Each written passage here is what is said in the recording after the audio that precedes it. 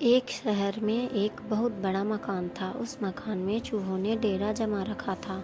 जब भी मौका मिलता वे अपने अपने बिल से निकलते और कभी खाने की चीज़ों पर अपना हाथ साफ करते तो कभी घर की अन्य चीज़ें कुतर देते थे। उनका जीवन बड़े मज़े से बीत रहा था। इधर मकान मालिक चूहों से तंग आ चुका था, इसलिए वह एक बड़ी सी बिल्ली ले आया। अब वह बिल्ली उसी घर में रहने लगी। बिल्ली के आने से चूहों का जीवन हराम हो चुका था। जो भी चूहा बिल से निकलता वह उसे चट कर जाती। चूहों का बिलों से निकलना मुहाल हो गया था। वे दहशत के माहौल में जीने लगे।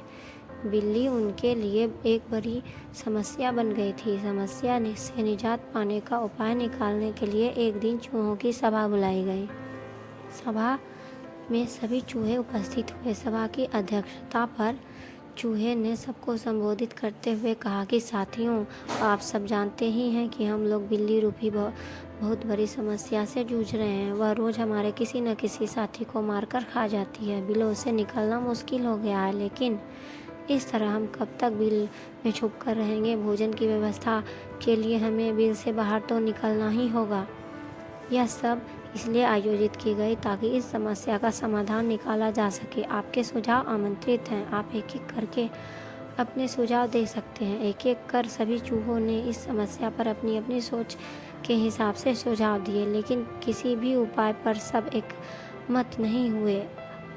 तब अंत में एक चूहा उठा और चहकते हुए बोला, मेरे दिमाग में अभी अभी एक बहुत बढ़िया उपाय आया है। कभी न कभी ये बात बोलनी ही थी तो आज बोल ही देता हूँ। क्यों न हम बिल्ली के गले में एक घंटी बांध दें। इस तरह बिल्ली जब भी आसपास होगी, इस घंटी की आवाज़ से हमें पता चल जाएगा और हम वहाँ से भाग जाएंगे।